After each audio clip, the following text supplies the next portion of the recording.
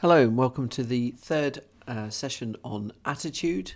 This is part of the online media section of component 2 of the A-level exam.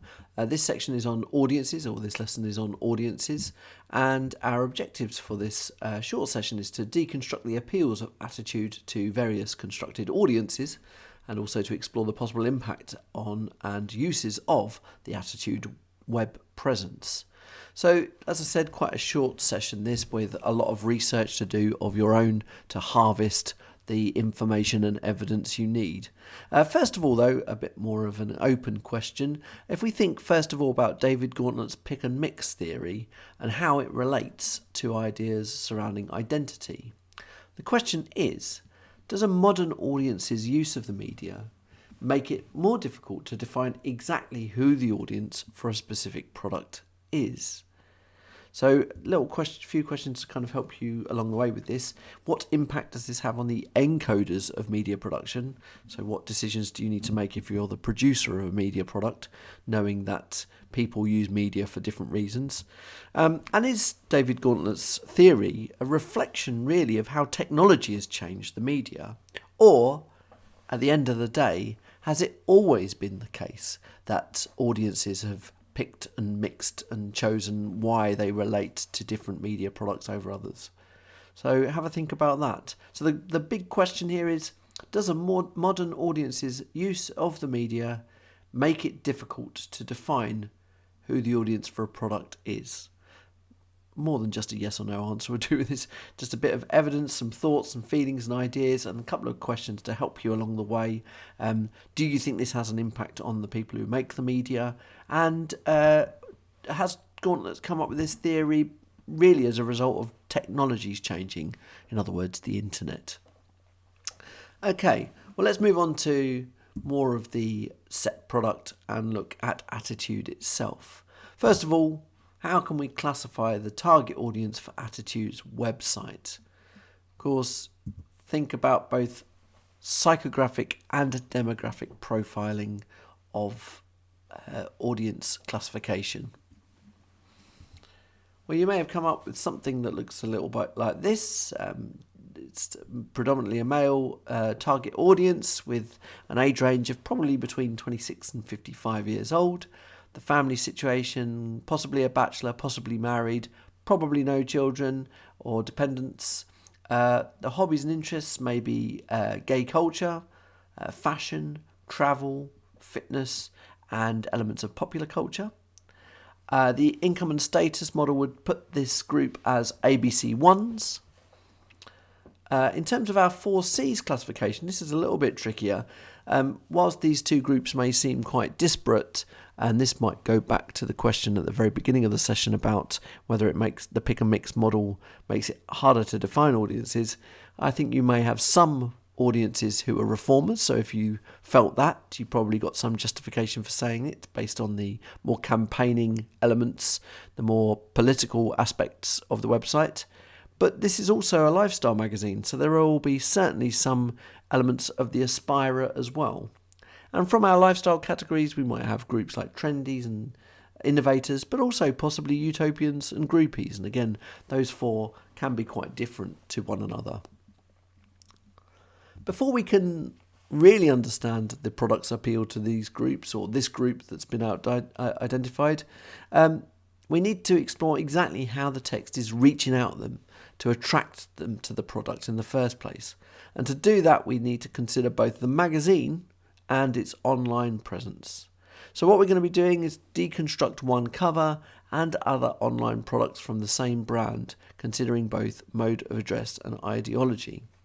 So start with a cover. Pick any cover you like from Attitude. It's not difficult to find them online, and deconstruct it. Okay, what is it saying? How does it present its ideologies, which we've discussed at the start of this scheme of work, and also what kind of mode of address does it have? How does it create that bond and communicate with its target audience? Then find one of its other online products. You can choose the website if you want, or one of its affiliate pages, whether it's to do with social media or whatnot, and do the same again.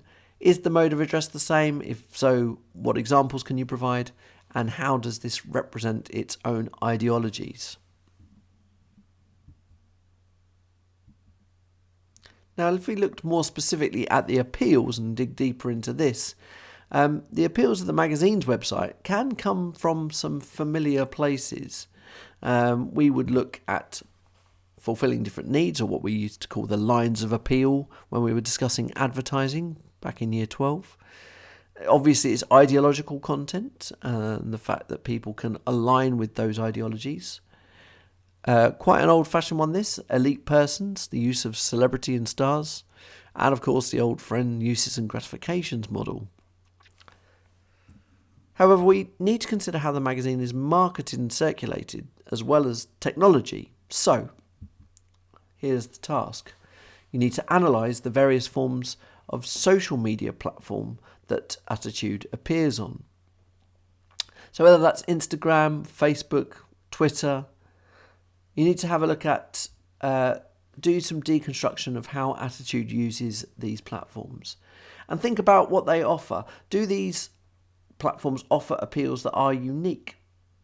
Do different sections of the audience use different social media platforms? So, for example, will there be one audience who uses Facebook but never Twitter?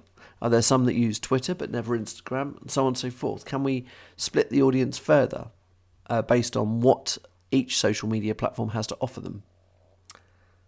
And overall, how important would you say technology is to the Attitude brand? Now, these are quite big questions. You'll need evidence for these. So please, whilst you're making your notes, do a screenshot, take a screenshot, or at least a crop a screenshot so that you've got evidence to support your points, okay? And make sure you're thorough in your analysis, not only of the social media platforms, but also those ideas above: lines of appeal, ideological content, elite persons, and uses gratifications. Okay, so let's move on to applying some theories, some proper audience theory here. And we'll start with, we'll go back to where we started with David Gauntlet's pick and mix theory. So, of course, the main tenet of this is that plurality and diversity of online media representations gives us more choice in terms of how we create a sense of who we are. So we need to find evidence of this, okay? And you're going to create a blog post which takes us through 3 different audience theories and how we can apply Attitude's content to them. So for each one of these 3 theories we're going to run through, you'll need to find examples of articles, images and other pages that will be raised in the blue box on the left. You're going to explain the thinking of the theorist, which we've identified first of all as being David Gauntlet. We're going to look at 2 others as well. Then you're going to apply the theory to the evidence you provided. So every piece of evidence should be there as a way of understanding the theorist. And then your blog post will be labelled with the category Attitude and Audience. So let's return to David Gauntlet's ideas. As I said, plurality and diversity of online media representations gives us a much more choice in terms of how we create a sense of who we are as people.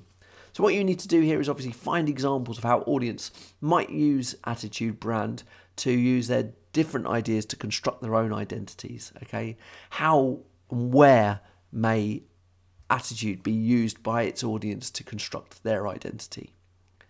Make sure examples are not just content-based, so not just about aligning with perhaps a particular interest or hobby or fashion, but also ideologically diverse. Look for where people might find different ideologies that they identify with, even if they feel quite different to one another, even if it defines different types of people. Remember, we said that there are perhaps utopians out there that are being appealed to, as well as groupies. Well, one of that group is quite superficial and materialistic, and the other group might be quite might be driven more by helping other people, ideological concerns, things like self-actualization. So make sure they're diverse, the ideologies you find. Look at the comments posted by users on Attitude's social media presence. See if you can find examples of where there are these different audiences.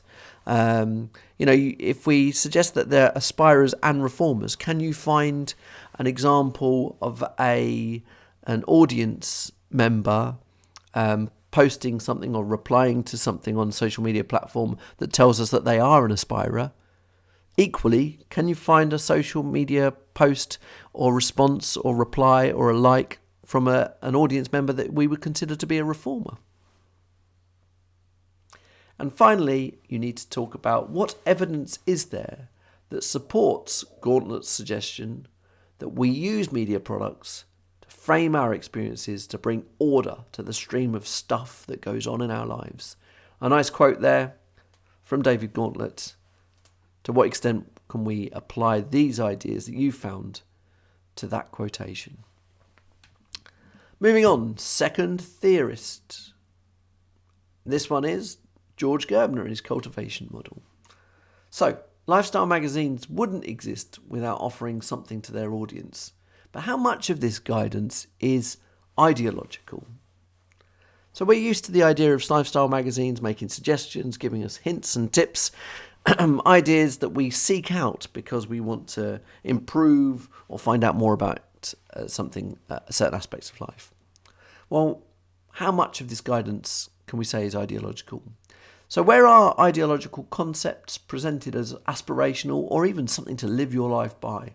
Okay, where are ideologies presented as something as a guide for life? Where are there examples of ideologies that the audience may already hold that are being reinforced by the Attitude brand? So where does it kind of expect an alignment from you, and then they go on to reinforce that idea?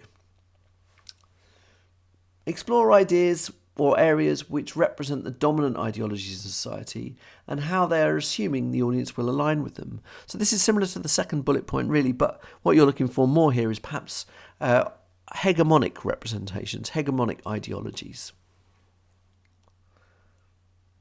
And then, of course, look at the alternative, look at the opposite. Are there ideologies which are not hegemonic that the magazine is persuading its audience to align with? Okay, so are there maybe ideologies that would be considered outliers or different or challenging the establishment, the norm? And finally, if we're talking about cultivation and ideologies being persuaded or shifted or shaped by the media, is there any element of campaigning? In other words, is this magazine have issues that the audience may never have thought of or might tap into? Is there an aspect where the magazine itself or its online presence is trying to push its own agenda and using the audience as a way of reinforcing this? Theory number 3, audience. We're looking at Clay Shirky's end of audience theory. So your third application of theory is all about audiences' relationships with the media changing. That interactivity is not just an appeal of the media, as we maybe used to suggest back in the 90s when multimedia was a thing, but actually interactivity is now very much a key part of the process, the communication process. It's more than just an appeal. It's an assumed part of our relationship with the media. So find examples of how audiences might interact with the Attitude brand online. Find ways in which the audience actively encouraged to be involved in media production. We have to start looking at where, whether we call it clickbait or whether it's, enigma codes or whether it's, a call to action, whatever these things, whatever they are, where can you find examples of how the audience has been actively encouraged to be involved in media production? Analyse the expectations the brand has about the audience's relationship with technology. Okay, so where do they assume you know how to use it? What evidence is there through the mode of address that the brand expect you to have a pre-existing relationship with technology? If we think about the target audience's age, 26 to 55, these are all people who have been living with technology either from childhood, with online technologies, either from childhood or from an age where they would have adopted this, regardless of whether they're digital natives or digital tourists. These are all people who should be savvy with online technologies. So where are there examples of the Attitude brand assuming that the audience is savvy with online technologies? And the final bullet point: does the magazine accommodate those who have more traditional uses for the magazine? Okay, where perhaps does the magazine accommodate those who have very little interest in online technologies, who, despite being perhaps savvy with media, actually prefer to use the magazine for more traditional aspects? Or does this online content expect that there will be some level of interactivity? Do they always assume that audiences will want to be engaged and involved in its online presence? Okay, so one big project for you to look at there, 3 media theorists to apply, plenty of content to harvest that information from. Attitude's website is fairly traditional in some ways, but its online presence really does a lot of the things that perhaps Shirky is talking about here. But whether it's Gauntlet, Shirky or Gerbner, there are 3 very different ways of looking at the same media products. So good luck. Well, as I said, it's quite a short session this on audiences, but I'm sure it plenty for you to be finding, lots of evidence needed to be harvested if you want to apply these theories properly. Okay, thanks again, folks. Next session is on industry.